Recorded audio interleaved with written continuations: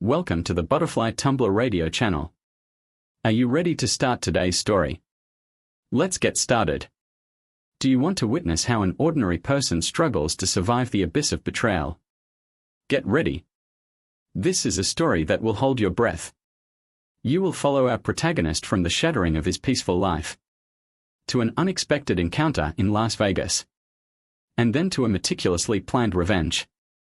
You never know who you will sleep with, eat breakfast with, or spend the majority of your time with, regardless of how awful it sounds.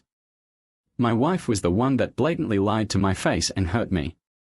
But fate and karma put everything in order before I met Elise. There were only two important things in my life: the 1946 flathead motorbike my father passed down to me, the 1917 Navy Luger that my grandfather brought back from World War II. I wasn't very ambitious. I tended to go with the flow and choose the path of least resistance. Don't mistake me for a pushover though. I wasn't a bully either. Over the years, I've enjoyed the company of a variety of young females, frequently enticing one of the nicer ones out of the bar before it closed. However, none of them piqued my interest enough to seek a meaningful relationship until I went to Vegas. When I wasn't trying to pick up girls in bars, I was working hard on various sorts of moving equipment, which put a pressure on my kidneys. I quickly became acquainted with Caterpillar Machinery and its competitors. I had enough of work and the pay was decent. Before long, I was able to buy a little house with a garage for my beloved flathead, while my Ford F-150 pickup truck braved the weather outside. My prized treasure had the luxury of staying indoors. My grandfather's Luger was safely placed in the bedroom gun cabinet, alongside a few rifles, shotguns, and black powder weapons. It was a charming little cabin where I would frequently bring my conquests to strengthen my nighttime ties. My demise occurred in the middle of January as employment slowed. A few buddies and I foolishly boarded a special casino jet from Philadelphia to Las Vegas. Unfortunately, I had forgotten the golden rule: whatever happens in Vegas stays in Vegas. Elise hailed from somewhere between Huntsville and Birmingham, although the exact name evaded me. Whether it was her golden locks or her exquisite fake contours, I was smitten from the moment I saw her. What sealed the deal for me was how she made me feel like the center of the universe. In her presence I felt attractive, intelligent, and powerful. I suddenly became the personification of a passionate lover. You can blame it on drink or the pull of the city lights, but I was determined to make her mine. My collection would be incomplete without her, so I returned home with a new wife and a new tattoo. For a while everything was fine.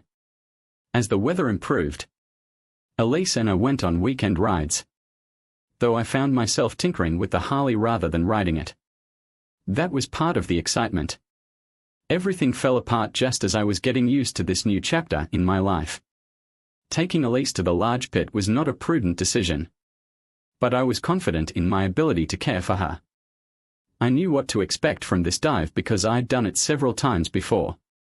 I thought we'd have a good time if I kept my cool and was ready to leave if things got bad. The first several hours went well until disaster struck in the form of a big man named Darius. Elise ended up dancing with Darius several times, and it appeared that she was becoming too friendly.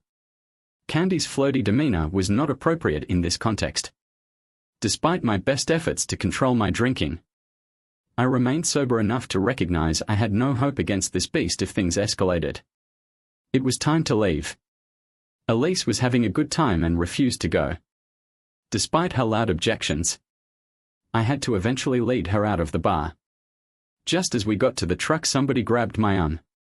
It was Darius and he was not smiling. I swung at him, and it was the last thing I recalled. All right, I am familiar with all of the clichés.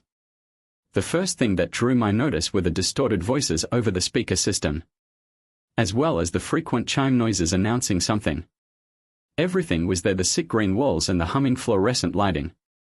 I was alone in the room, from hell moaning in agony. Sunlight rushed through the window, suggesting daytime, but I could only see it with my right eye. My left eye had swollen shut, taking stock. My lip throbbed, and it appeared that a couple of teeth were missing. Deep breathing was out of the question. My belly was wrapped in bandages like a mummy.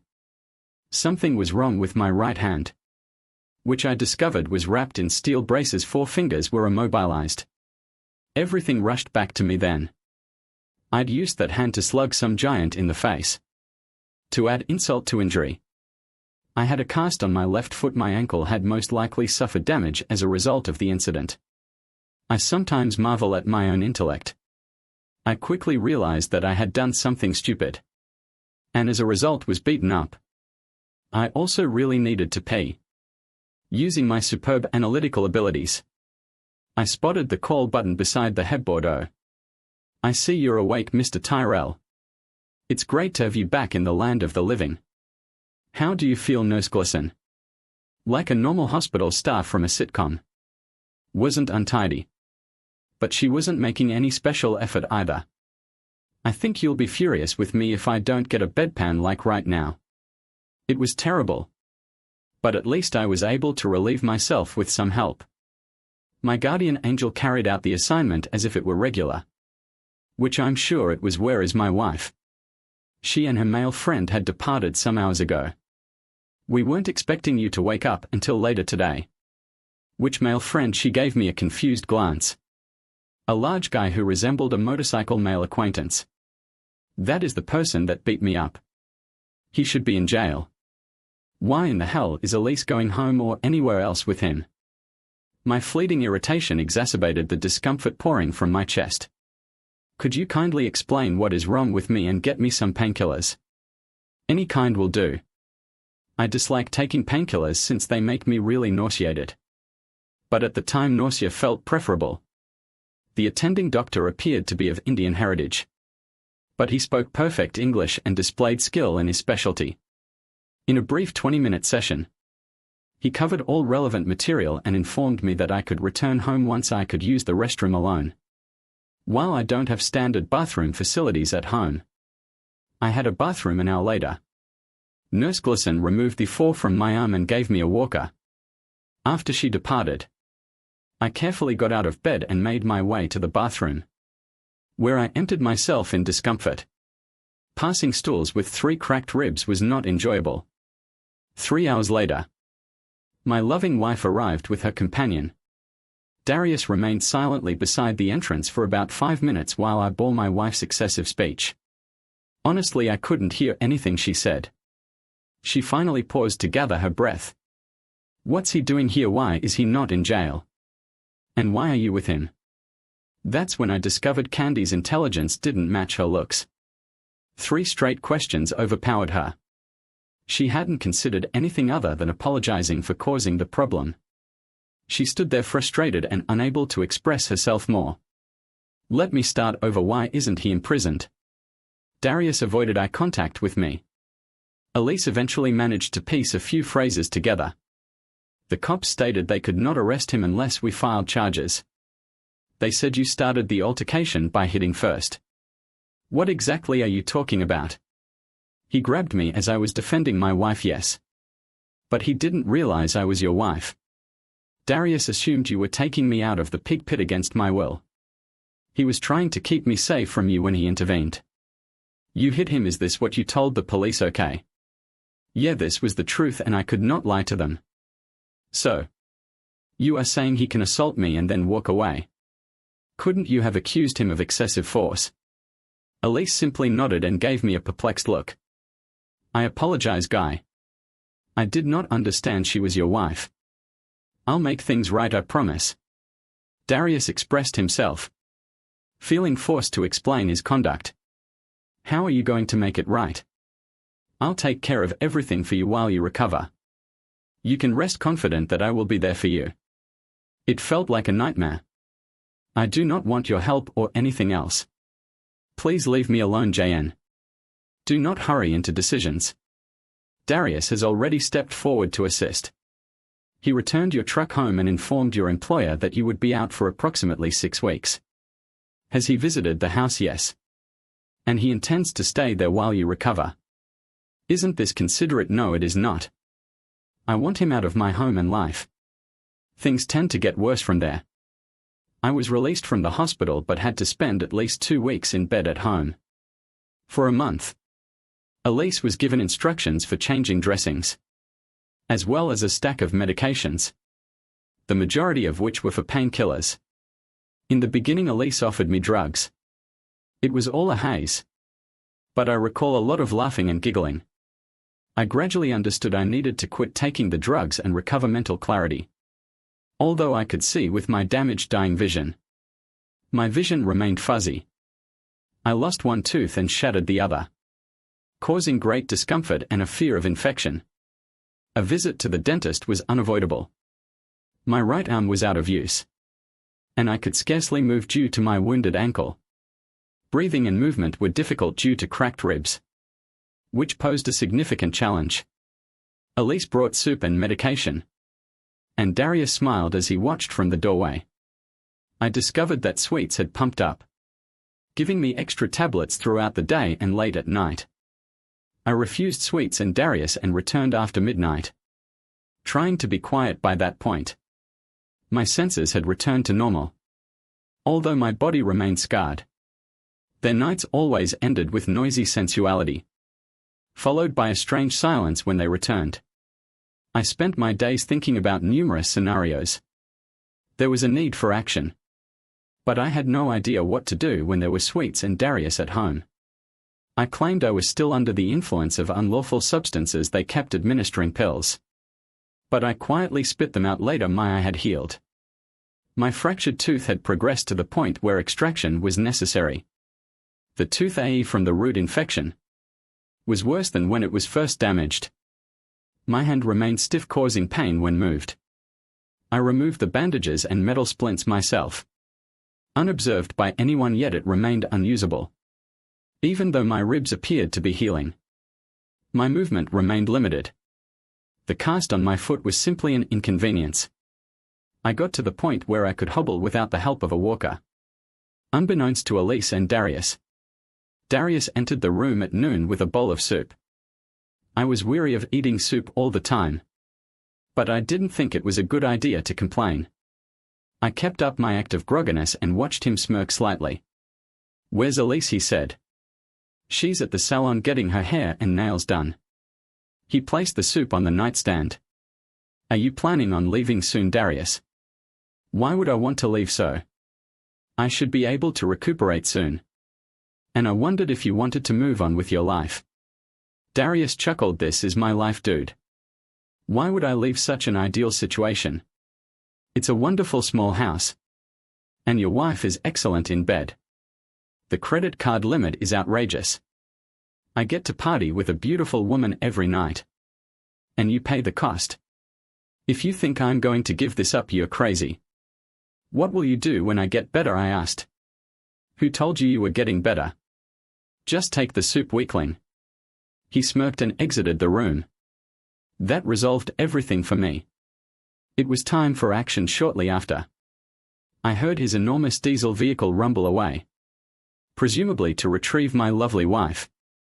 I got out of bed and grabbed the key to the gun cabinet, only to discover it was useless. The lock had broken. Things were deteriorating.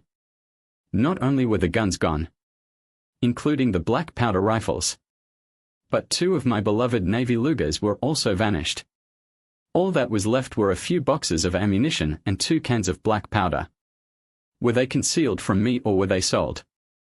My trousers had been hanging on a chair unwashed for more than a week since I left the hospital. I searched through my wallet for credit cards and my driver's license, which were all missing. It appeared that nothing was going right today. I returned to bed, finished my soup, and took a couple of Tylenol. I waited for Candy's arrival with my supper. "You don't look well, dear. What is the matter?" she said. "I don't believe I'm improving. I'm constantly exhausted and nauseated." "Don't worry, John, everything will be all right. Just keep taking your medications," she said, placing 4 pills on the dinner tray. "You look beautiful. Did you have your hair done?" I asked. "Yes, I am pleased you noticed. Darius is taking me to the pig pen tonight. And tomorrow we are going to Hershey. Should I bring something back for you?" "No, I am fine," I replied. We sat calmly for a few moments as I ate. "What has happened to my guns?" I asked. "Oh. Did you notice?" "I'm sorry, honey. But we ran into an issue and had to sell them." She said. "What kind of problem?" I inquired. "Darius's truck's transmission failed. And the mechanic demanded money because you were opposed to credit card cash advances. We chose to sell the guns," she explained. "Damn it. Elise. That Luger was worth more than Darius's entire truck," I said, frustrated. "Please don't tell me you've sold it." "It wasn't worth as much as you expected, John. We took it to Tinto, who knows a lot about guns. He claimed it was so old that no ammunition could be found for it. We were blessed to receive $1,200, she said. "It was worth at least 5 times more," I argued. "Oh. Come on, John, it was just an old rifle. I will get you another one. Why are we paying to repair his truck because he is going out of his way to aid you? It's not his fault you were hurt," she defended. "What do you mean he is the one who did it, John? You hit him first, remember that," she reminded me. She seemed upset with me. "Take your medicines," she said. "Darius and I might arrive late tonight." Fridays are generally enjoyable. A few hours later, Elise returned to retrieve the dinner tray. I did not budge. I seemed to be sleeping for the night. She purposefully kept quiet so as not to wake me. 10 minutes later, the diesel had departed for the pig pit. I estimated I had around 6 hours ahead of me. It was going to be difficult with only one hand, 1 foot, and a bad attitude. Hopefully, the latter will compensate for the former. I had been diligent in keeping my Tylenol intake consistent, so the discomfort was mostly under control by now. I'd figured out my limits and how to negotiate my movements to stay effective. But despite the hurdles, I understood what had to be done. I placed the 2 cans of black powder in a pillowcase, allowing me to use the walker to get to the garage. Naturally, I stopped in the kitchen to grab a few beer cans along the way. For the first 30 minutes, I gathered all of the required tools and parts before starting my task. I drank a can of beer 2 years ago. I built a whole new wiring harness for the flathead motorbike.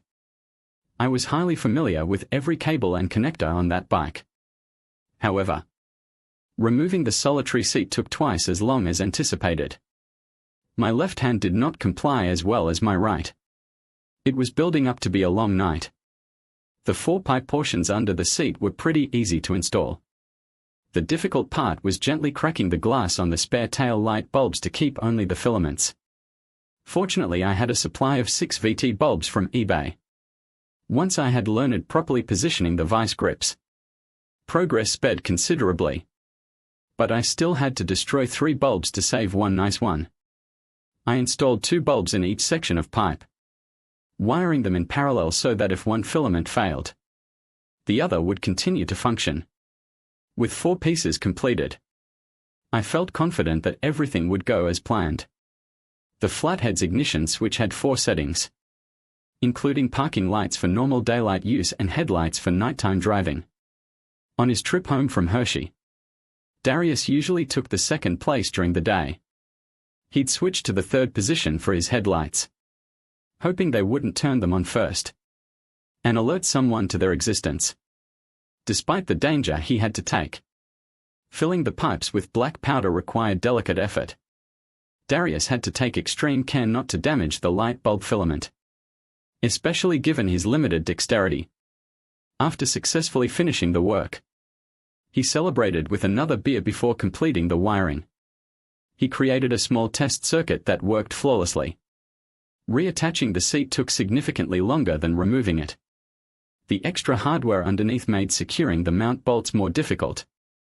After cleaning up, Darius took a step back to admire his accomplishment. It was flawless and understated. Despite being aware of its presence, he drank the last drink before retiring to bed. Fatigued from reaching the bedroom, Darius believed the drink would help him relax. But he remained tense, fearing the noises of his wife and her new partner. He took a few sleeping tablets and fell asleep. The prescription together with the drink did the trick. I awoke to the usual sound of the flathead starting up in the sunlight shining through the window. I breathed a sigh of relief. thankful that Darius had not turned on the Harley lights. After staggering to the window and viewing my beloved flathead, my wife and enemy were gone, maybe for good. I relieved myself and then took a much-needed shower. Oddly, I felt a lot better than before. My first thought was a shower would remove the multiple bandages, and I retreated to the living room recliner. I headed to the kitchen and grabbed another drink. I decided it was too early to start feeling better, so I bought a pizza and soon cancelled all of my credit cards. Elise and Darius would confront a frustrating ordeal starting immediately when they tried to use them. I assumed they had enough cash to leave a hefty tip for the pizza delivery dude. He delivered me another cool 6-pack of beer. My hunger appeared to have returned as I swiftly devoured the meat lover's pizza. I spent the remainder of the day in front of the television. Nothing significant was expected until dark. My supply of beer shortly ran out, causing me to switch to coffee, which felt suitable. My right hand, while still hurting, showed signs of healing, allowing me to use it to some extent in preparing the coffee. Out of boredom, I decided to remove the bandages off my waist. The newly exposed skin appeared pale white and bloated, but the sensation of being wrapped was strangely soothing. The ache seemed to have subsided. I considered whether the activity of working on the bike had any therapeutic value. I eventually gave up and wrapped my casted foot in a plastic bag before taking a lengthy hot shower. After changing into sweatpants, I ordered Chinese takeaway. I offered the delivery person a big tip, provided they brought a 6-pack of chilled beer. As the Steven Seagal movie marathon neared midnight, I must have drifted off. Elise and Darius had not returned, and the day had gone by without any phone calls or visitors. The next morning, I was awakened by an incessant knock on the door. 2 state police officers were standing outside. "Mr. Trell, yes, are you Candace Tyrell's husband?" asked one of the officers. "Yes," I replied. "Elise, there is someone here to see you," one officer said to the other. Silence ensued. "She attended the bike exhibition in Hershey yesterday. We expected her to return last night, but it appears she did not, as something happened." For a minute, the 2 troopers exchanged eyes that resembled those of Marine drill sergeants. "I'm afraid your wife was critically injured in an incident at the Hershey Auditorium parking lot." "How badly is she hurt? Was there an accident?" "You mentioned an incident in reality, sir. There was an event. Your wife was on a motorcycle with another man when it exploded in the parking lot. The man she was with was killed, and your wife was seriously harmed. She's currently in the Hershey Burn Center. Fortunately, nobody else was hurt." "How serious are her injuries? Will she be okay?" I inquired. Trooper #1 simply shook his head. "It was my motorcycle. Everything was good when they departed yesterday morning. What may cause an otherwise fine-condition motorcycle to explode? We are looking into that." "How did you know Mr. Darius Worth?" "Who? Michael Darius Worth was beside your wife. We barely met him a few weeks back. I didn't even know his real name. I just called him Darius. It appears that Mr. Darius Worth had a lot of enemies. There are many people holding grudges against him. It'll take some time to investigate everything. I still want to know about my wife's situation. How awful is she at this moment? It is unclear whether she will survive. Can she be moved? How am I meant to see her in this condition?" I motioned to my damaged foot. "The best we can do is have someone contact you." Trooper #1 was writing something down on a notepad. "Were either of you at the accident scene?" "Yes, sir. We were both there. I'm just wondering. But what is the motorcycle condition?" Trooper 1 looked up from his notepad. The engine and transmission were still intact, but the rest of it was spread everywhere. "Could you please return the wreckage to me?" "It is for sentimental reasons," I asked. "I believe that could be arranged," he said. "By the way, what happened to your foot?" Trooper 2 handed me a card that included his name and phone number. "It's a horrible little breakup. I've been stuck at home for 3 weeks. If I hadn't fractured my ankle, I would have been out riding that bike."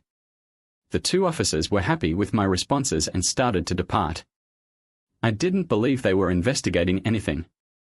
It looked like they were merely notifying me about the occurrence. I just wondered. But does either of you gentlemen know a gun dealer named Tinto? Yes, he has a business beside a freighter. We detained him last year for selling illegally modified A-47 rifles. Is there a particular reason you are asking? No reason. Mr. Darius Worth mentioned his name once. Thank you for stopping by. I stated that I discovered an old TV supper at the back of the freezer. Microwaved it and brewed fresh coffee tomorrow. I had to go to the dentist and have my foot cast removed. The next few months were going to be busy. The first item on my agenda was to scavenge for the parts one needed to rebuild the flathead. Once I was in better shape, I'd go see Mr. Tinto and a freighter about my Navy Luger. He wouldn't be happy to see me, but first I had to drive to Hershey to see my lovely wife. After a few phone calls, Darius's truck departed, leaving me with $4,000 in my pocket. It wasn't much given the truck's $20,000 value. But the deal went smoothly with no questions asked. I decided to go out to supper primarily to see if I could drive with the cast on. I felt relieved that I had picked an automatic transmission. The major issue was just getting into and out of the truck. It was the first time I'd ever finished an entire rack of ribs on my own. Having a big appetite looked like a good indication. I had to wait until after 9:00 the next morning to begin scheduling appointments. I scheduled a dental appointment in the morning and had the cast removed in the afternoon. It took an hour to adjust a great pair of pants so they would fit over the cast. There was no way I was driving to Hershey in sweatpants. Candy's condition was deteriorating. Seeing her in the plastic tent made me feel bad about the drastic measures I had taken. But that immediately vanished as I remembered the pounding I had received at Butler's hands. Her nurse said that she was deeply medicated to alleviate her agony. She had lost her right foot and received serious burns on the front of her body, including her clothes. It may have been worse if she hadn't been pushed from her bike by the explosion. Given her betrayal and subsequent acts, she earned all she received. It was difficult to feel any sympathy for her. I wanted to cause as much pain as possible to BU. And she ended up sharing the repercussions with him. It seemed only fair, given that they shared everything else. I took comfort in knowing they were in it together, even if they hadn't colluded. They obviously used the circumstance to their advantage. Mr. Tyrell, I'm Dr. Dollard. I regret informing you about your wife's accident. He said. I stood there speechless, unable to answer. Have you got any queries, Mr. Trell? He asked. I guess not. Will she be able to contact me at all? How quickly will she recover consciousness? I inquired. The doctor led me to a chair and spoke calmly. She is awake at the moment but extremely drugged. I am sad to tell you that we do not have much hope for her recovery. The explosion has resulted in substantial internal damage. We can keep her alive with life support, but that means enduring the anguish of burns. There is minimal likelihood she will leave the hospital. We can't say how long she'll be conscious. So if you want to speak with her, do so now. I understand, doctor. You're recommending that I consider putting her off life support, aren't you? Yes, it is the most compassionate option. However, the final decision is up to you. Could you give me a moment alone with her? Of course. He said. After Dr. Dolan left, I sat next to my wife. I slowly uncovered her face. It was an unpleasant sight nonetheless.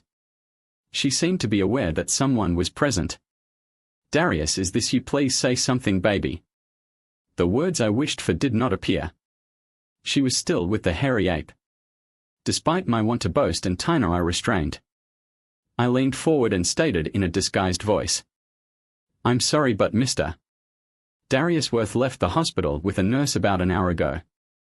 She jerked, gasped and choked. Elise insisted. No. Darius would not leave me. He loves me. I apologized. Mrs. Trell. But you should know she was a really lovely nurse. Elise went silent. Her breathing was laborious and erratic. She twitched strangely. And a nurse rushed in to check the monitors. Dr. Dolan returned requesting that I leave. I wished for the woman's death but did not want her to suffer in a hospital bed. Many people may see that as justice. But I found it cruel. If she had died in the explosion as planned, I would not be dealing with this moral quandary. That was my mistake. So it is my responsibility to fix it. Shortly afterwards the doctor appeared. Shaking his head, "I'm afraid, Mr. Terrell, there is no hope left." They eventually terminated my wife's life support. And by the time I finished the paperwork, she had died. The hospital arranged for her cremation. 3 days later, I got her death certificate and a small box with her ashes. My foot cast had been removed by then, and I'd received a new dental crown. Crown fabrication used to take a week. But now it can be done in the office while you wait, though at a higher cost. While I was still receiving workers' compensation, they insisted that I stay off work until I was completely recovered. My ribs only caused problems when I laughed or sneezed, which I used to find amusing. Fortunately, I'd insured my flathead as a classic initially. The insurance company declined to compensate me until the blast investigation was completed. However, they eventually delivered salvage parts to me, albeit at a high cost. I made certain to remove all evidence from the garage, though a thorough investigator could have discovered something. Nonetheless, because they couldn't blame me for the explosion, I was finally able to collect my insurance. The garage floor looked like one of those post-airplane crash FAA photos with all of the bike parts spread out. It took time to assess and inventory everything. Approximately 20 of the parts were missing, with half of what remained being too damaged to use. The engine and transmission were uncertain, but after a steam cleaning and UV dye test, they appeared to be fine. Unfortunately, the frame was beyond repair. My ankle improved day by day, so I started walking more regularly. In 2 weeks, I would have to go back to work. Candy's belongings were collected and donated to Goodwill. After she inexplicably forgot her purse at home, she attended the bike show. Her Alabama driver's license revealed that she lived in Boaz, about an hour south of Huntsville. According to MapQuest, coincidentally, the new frame I needed was in Chattanooga, although it would have been easier to ship it. I chose a road trip. I intended to retrieve the frame in Tennessee and then travel to Boaz to deliver Elise's ashes to her family. Though I couldn't explain why, it just felt right. The following morning brought an unexpected turn of events when 2 friendly state troopers appeared again, planning a trip, Mr. Terrell. Their presence felt ominous. "I'm headed to Tennessee to pick up a new motorcycle frame. Should just be gone a few days. Is there something I should know?" "Not necessarily.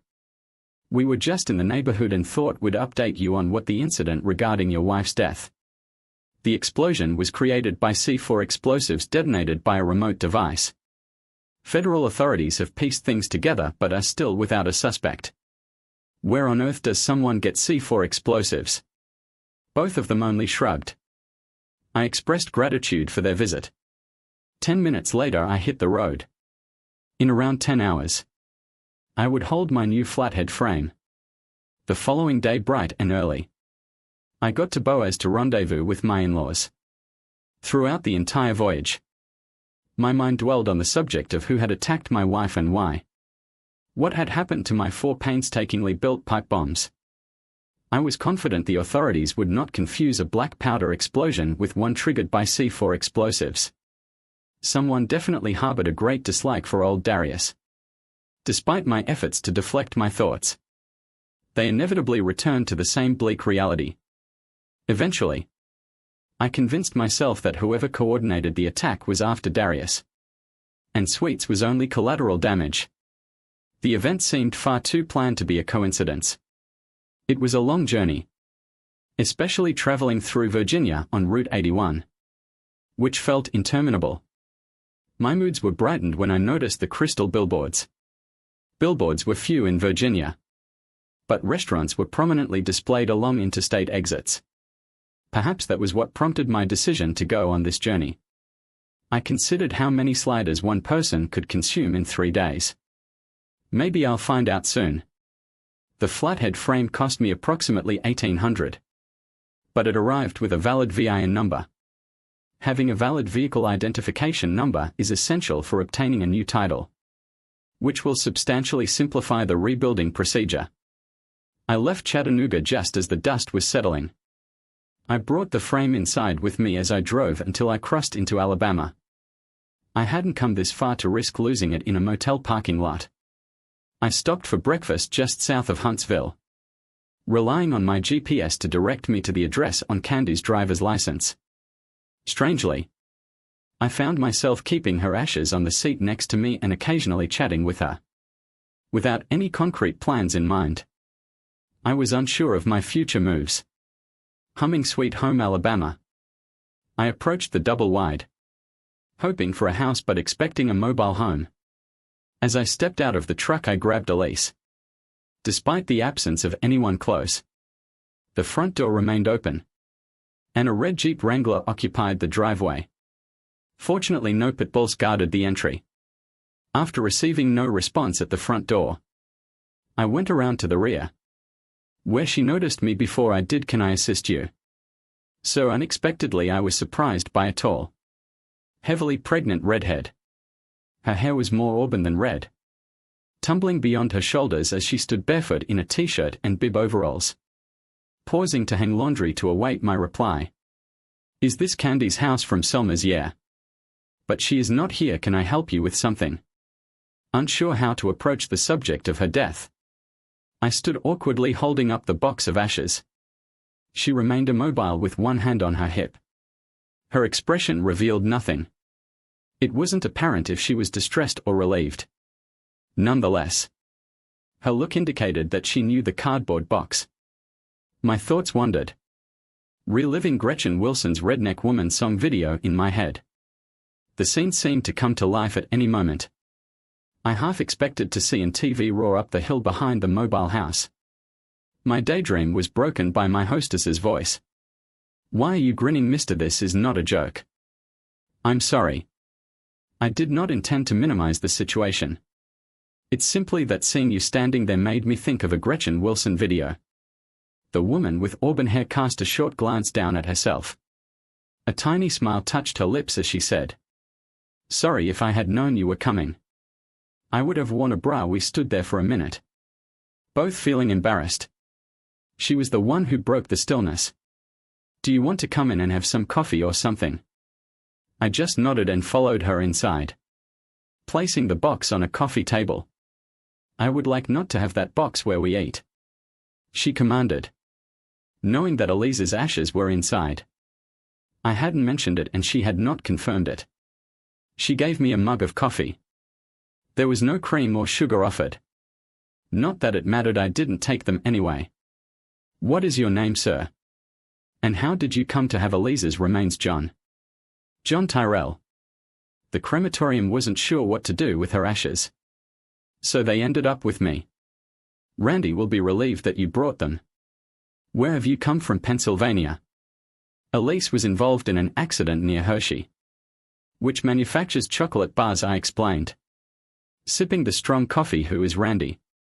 "Randy is my brother and Elise's spouse," she replied. My quick cough revealed my surprise. "Didn't you know she was married?" "Not at all." Another uneasy moment occurred. This unexpected information left me stunned. Candace Trell's name appeared on her death certificate. This would be difficult to explain. "Where is Randy now? How can I contact him?" "He will be here within an hour. Please feel free to make yourself at home. I'm Rachel Evans. Do you want more coffee or maybe something stronger?" "Something stronger," I said, unable to help but snicker. "Are you mocking my coffee?" "Maybe only a bit, however. I suppose it could grow on me, really." "Are you going to stick around?" "I doubt Mr. Evans would appreciate it." That comment didn't go over well, I thought, as Rachel immediately became quiet. I refilled my coffee and exited the room without saying anything. It was evident that discussing her husband was not acceptable. Rachel reappeared a few minutes later dressed in an oversized flannel blouse and black pregnancy trousers. Her hair was pulled back into a ponytail with straight bangs just above her eyes. There was a hint of makeup now, but it seemed unnecessary. Since you'd be here for a while, I decided to put on a bra. I did not want you to be uncomfortable. Wow. You are really attempting to guilt trip me. I thought you looked great before the alteration. I said. Rachel got another coffee and joined me. Do you mind telling me how you met my difficult sister-in-law? I would rather not. I'm feeling worried about the situation because you didn't realize she was married. Correct. Probably if I had known, I wouldn't be here now. Rachel breathed out a sigh.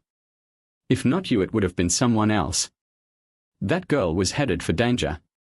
Did you like her back then? No way. I adored Elise. We grew up together. I was ecstatic when she married my brother.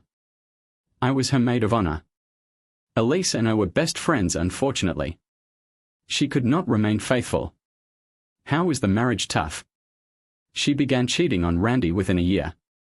He constantly found out and beat up whatever man she was with. The guy eventually ceased being involved with her. So she left because of that pretty much. Where did you run into her? Vegas. Oh no. That does not sound good. As I considered the circumstances, I came to the conclusion that staying was not in my best interests. Rachel, thank you for your hospitality nonetheless. I have a long trek back home. Sorry for missing Randy. I'm confident you can fill him in. I stood up as I heard Candy's real husband speak. What do I need explaining? I hadn't noticed his arrival.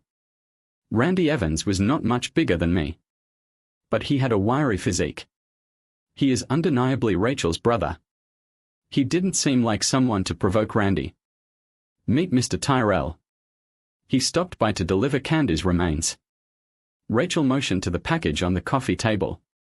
Got any fresh coffee, Rachel? Rachel received only that acknowledgement as her brother passed by us. It felt like a scene from a horrible film. I wasn't sure whether to sit or stand. I simply wanted to leave. He poured himself a cup. Randy sat in the room's leather recliner. Sorry about the bike, man. Rachel put her cup on the kitchen table. If you would excuse me, I need to finish hanging some washing. She understood the circumstances and thought it was better to give us solitude. After he finished speaking, I realized I was missing a lot of what was going on. How did he know about my bicycle? He seemed to be anticipating a reaction, but I had none. I assumed the flat belonged to the huge guy who was with my wife. It was not until later that I realized the reality. Do you know who I am? I do now. But I did not last month. I sat down, elbows on my knees, staring at the floor. Do you have any beers? Randy chuckled and rose from the lazy boy. A few moments later, I held a chili blossom in my hand. It was not your fault, Guy. I realized you were unaware. I also discovered how she manipulated you. She was good at it. I finished my beer and leaned against the back of the sofa. Damn it, I feel so foolish. I never saw it coming. Neither of us did. Rachel returned with the laundry basket on her hip. She was expecting a baby in a few months. I felt slightly envious of the fortunate man who got to share her bed. Rachel, dear, could you make us some grilled cheese sandwiches? I skipped breakfast. I knew it was a little early for lunch, but I couldn't say no. Where did you find the frame? In the back of a truck in Chattanooga. Fortunately, I discovered one with a clear title. Do you require any more components? Any specifics? Why do you have any hiding in the backyard? Not in the backyard. But I have a good friend about 10 miles away who has a few projects that require a new home. We could stop by if you are interested.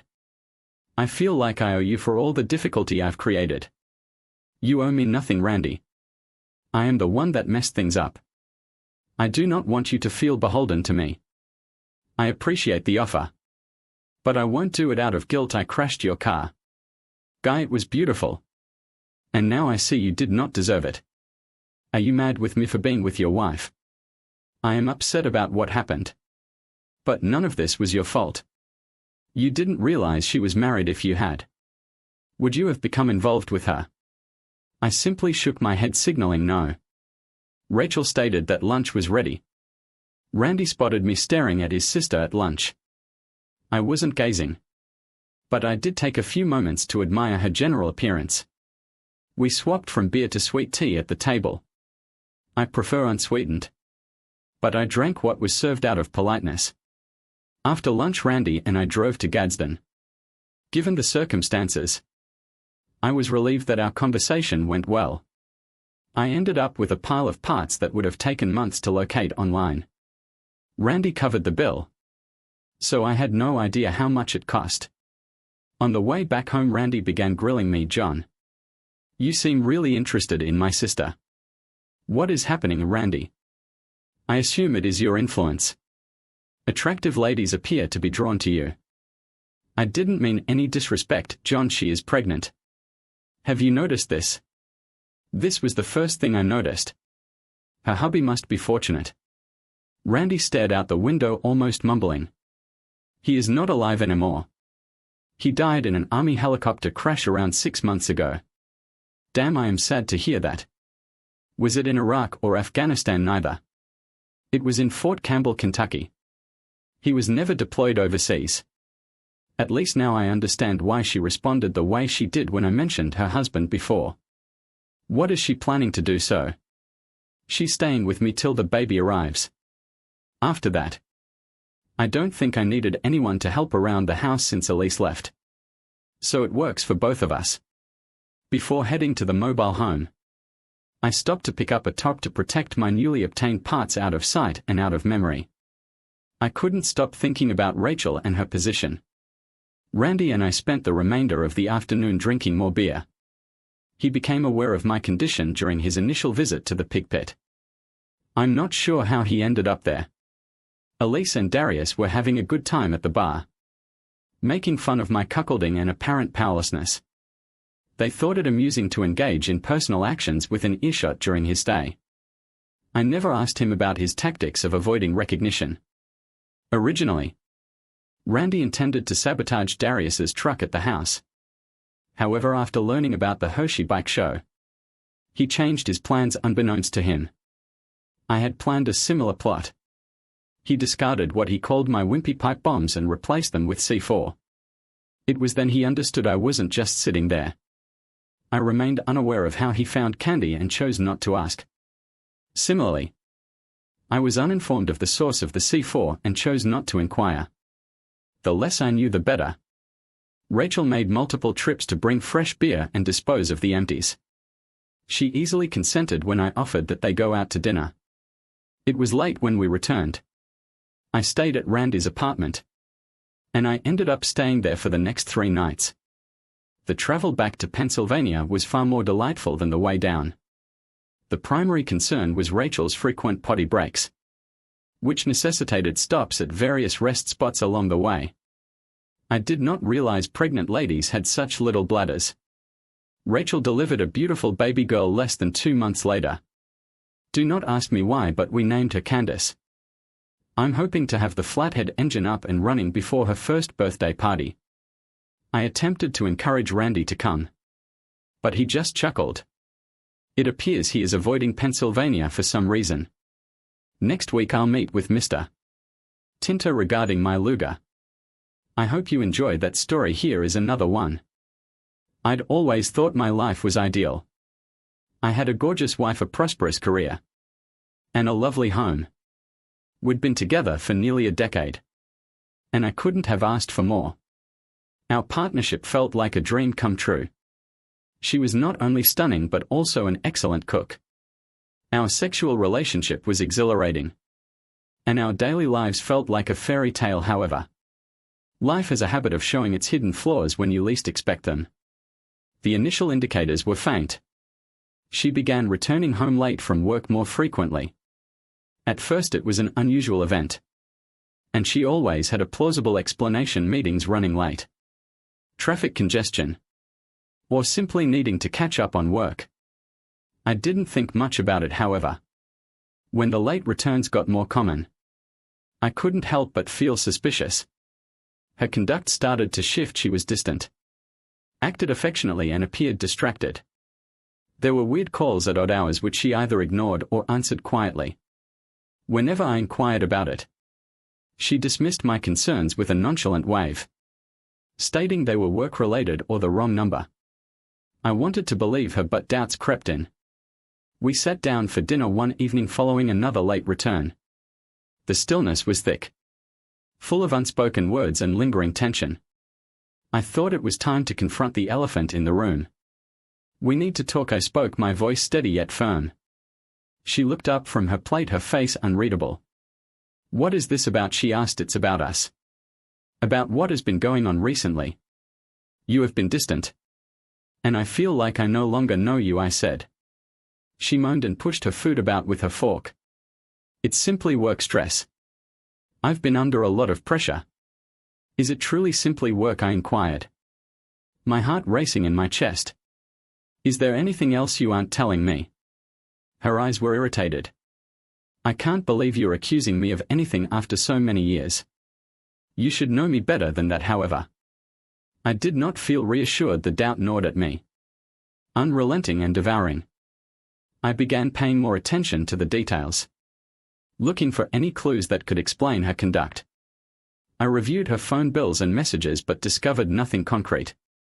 I couldn't shake the feeling that something wasn't right. Our chats grew tense, punctuated by disputes and accusations.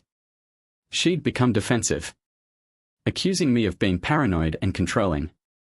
I felt imprisoned in a loop of suspicion and denial, unable to escape.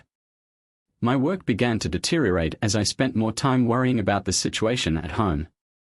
One night, after another furious disagreement, I decided to follow her. She mentioned going out with some coworkers after work, and I couldn't escape the suspicion that there was more to it.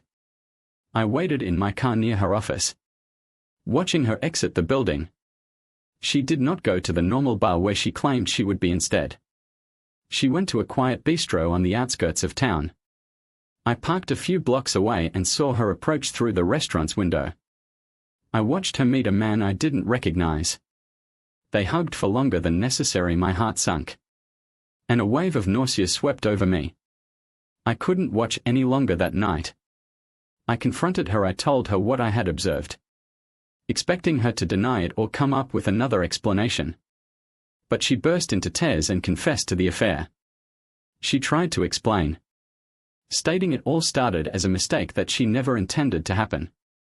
But it was evident that this wasn't a one-time event. We spent hours conversing, or rather, shouting at one another. The trust that had once been the cornerstone of our relationship had been shattered. She stated that she was dissatisfied, that our life together had become dull and predictable. She stated that she craved excitement, something fresh. I was devastated. I had given her everything, or so I thought. But it was evident that something had gone missing, which I had not detected. The betrayal stung hard, and I didn't know how to move on. We agreed to spend some time apart, expecting that it would help us straighten things out. During our time apart, I tried to focus on my own recovery. I turned to alcohol to numb the agony. My friends and relatives saw the difference in me and offered their support and advice. They advised me to go on and find someone that valued me for who I am.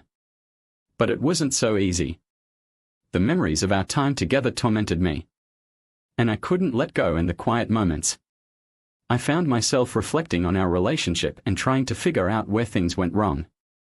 I realized I had been overly focused on worldly possessions, believing that a lovely house and a comfortable existence were sufficient.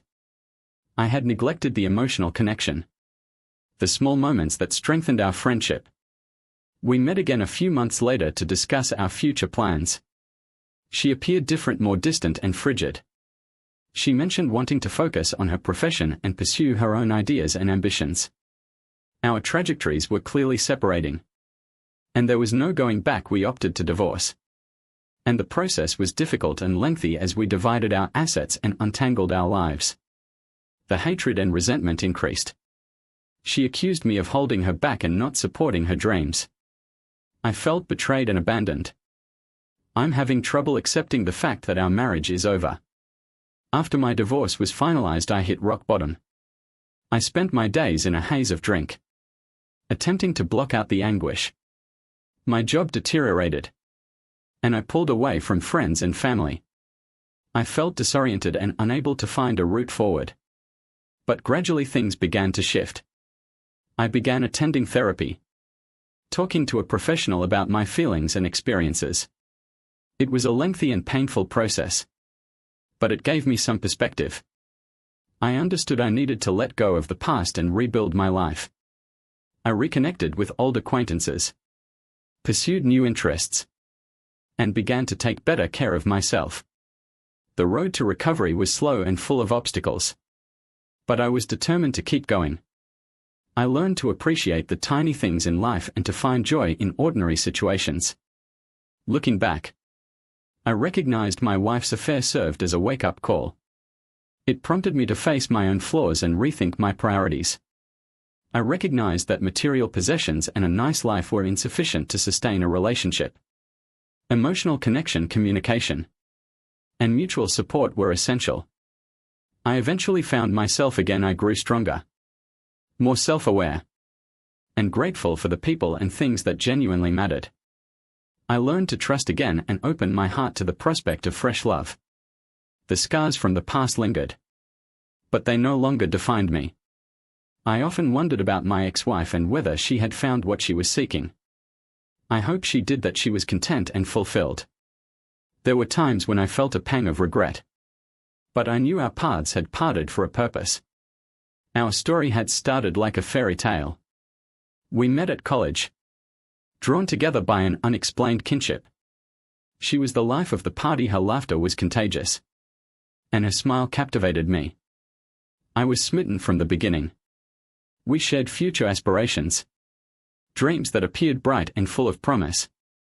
We had evident chemistry, both emotionally and physically. We felt like we were designed for each other. Our early years of marriage were full of love and adventure. We traveled, explored new areas, and created a life that our friends envied. She had an uncanny ability to make our house seem like home. Her cooking abilities brought a touch of magic to our daily dinners. Our private encounters were passionate and satisfying, deepening our bond. However, as time passed, the stresses of life began to take their toll. My job required long hours, and hers became increasingly demanding. We found ourselves spending less time together, and our conversations became more about the logistics of daily life than actual connection. I neglected to recognize the indicators that our once lively connection was fading. The turning point occurred when she was promoted at work. She had worked hard for her position, and I was truly glad for her. However, with the promotion came additional duties and longer hours. She began attending networking events and business dinners, frequently arriving home late. I tried to be helpful, but our growing alienation was evident. Our chats became superficial, and we began to avoid the deeper, more profound exchanges that had previously been the foundation of our relationship. I started to feel as if I was living with a stranger. Her absence was felt both physically and emotionally. I missed the lady who had previously been my confidant and partner in every sense. One evening, I decided to surprise her at one of her business dinners. I hoped it would revive some of the flame that appeared to be waning. I dressed up and headed to the restaurant she mentioned. As I walked in, I searched the room for her. When I finally saw her, my heart fell. She was sitting at a table in the corner, laughing and leaning in close to a man I didn't know. The image seemed bizarre, like something from a nightmare. I stood paralyzed, unable to move or react when she recognized me. Her smile faded as she immediately excused herself from the table. She approached me, her face a mixture of astonishment and shame. "What are you doing here?" she inquired, her tone tinted with panic. "I wanted to surprise you," I replied, striving to maintain a steady voice. "But it seems like I am the one who is astonished."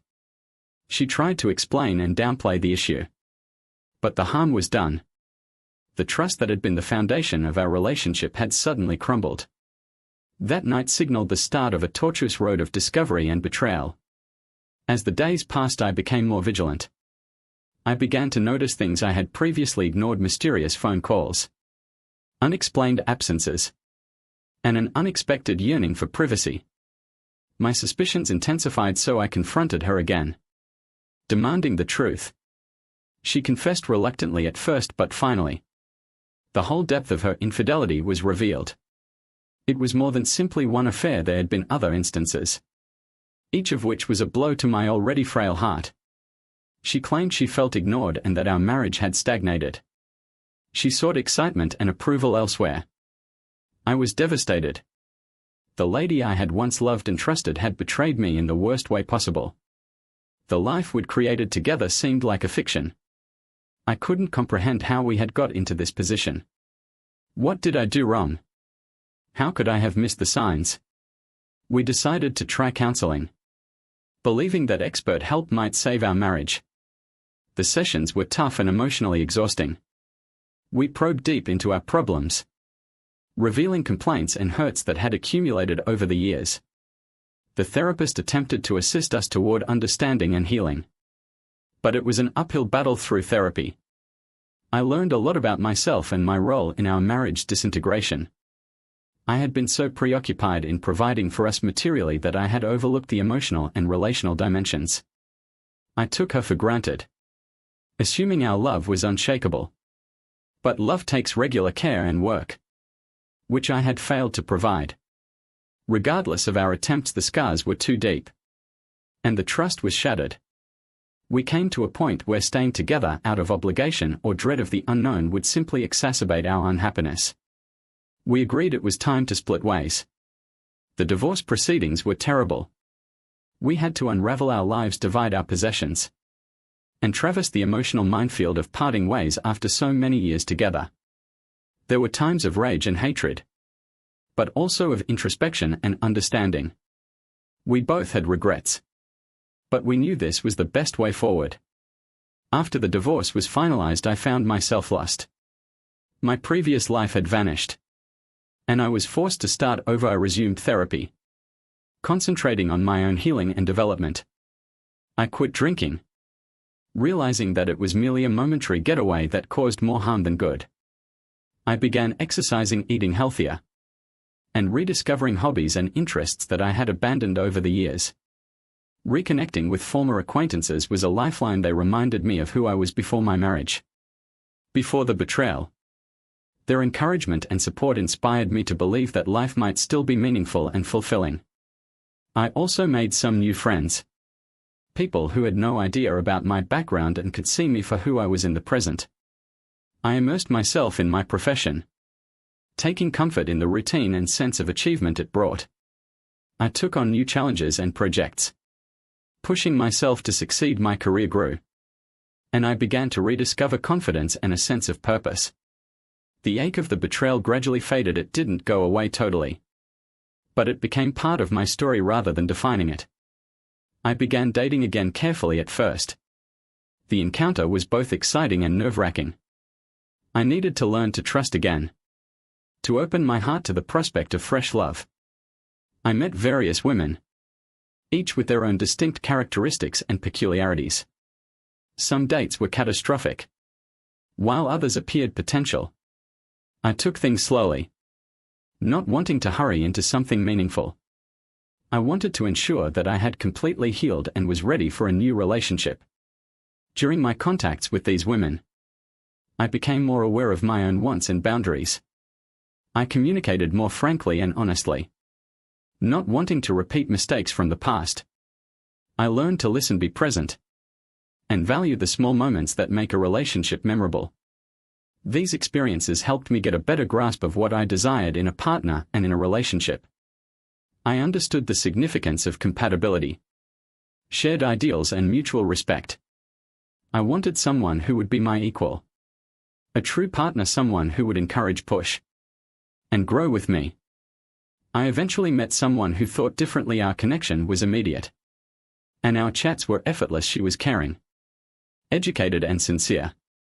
We shared similar interests and ideals, and we felt at ease and comfortable together. We took our time getting to know one another, creating a basis for trust and understanding. Our relationship blossomed and I fell in love again. This time, I was more conscious of the effort required to sustain a healthy and meaningful relationship. I made an effort to talk openly, convey my thanks, and develop our emotional connection. The road to recovery was not without its hurdles. After the divorce, I found myself experiencing a wide range of feelings, including anger, grief, regret, and even nostalgia. I missed the happy times, the laughter, and intimacy that we had. It was difficult to reconcile those memories with the betrayal and pain that occurred later. My friends and family were crucial in my rehabilitation process. They were there to listen, give advice, and offer a shoulder to lean on. Their continuous support helped me get through the difficult times and reminded me that I wasn't alone. They urged me to seek therapy and devote the time I needed to healing. Therapy was a lifeline. It gave me a safe platform to express my emotions. My therapist helped me comprehend the dynamics of my previous relationship and work through the trauma of infidelity by showing me that I was not to blame for my ex-wife's actions, that her behavior reflected her own concerns rather than a judgment of my worth. This realization was freeing, allowing me to begin letting go of my anger and bitterness. As I started to recuperate, I concentrated on rediscovering myself. I began pursuing hobbies and interests that I had ignored over time. I rekindled my childhood enthusiasm for photography and discovered joy in documenting the beauty of the world around me. I joined a local hiking group to explore nature and meet new individuals with similar interests. Rebuilding my social life was another crucial step. I reconnected with old acquaintances and met new ones, broadening my support network. Socializing boosted my confidence and reminded me that there was life beyond the grief of my ruined marriage. I went to events, joined clubs, and even tried my hand at online dating, albeit wearily. The dating scene had shifted dramatically since I was last single, and navigating it was both exhilarating and intimidating. I met a range of people, each with a unique story and background, and some dates were enjoyable while others were not. However, each one taught me something about myself and what I was seeking for in a mate. One specific date stands out in my recollection. We met in a quiet cafe and the talk flowed easily.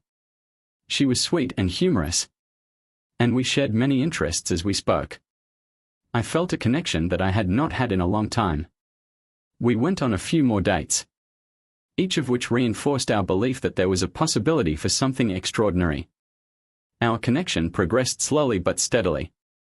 We took our time getting to know one another, creating a basis for trust and mutual respect.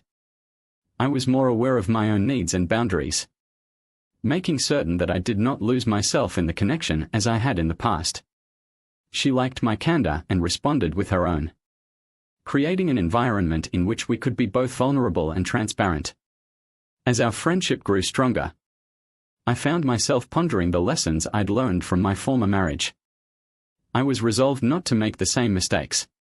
Communication became a priority, and we addressed any difficulties or concerns that occurred.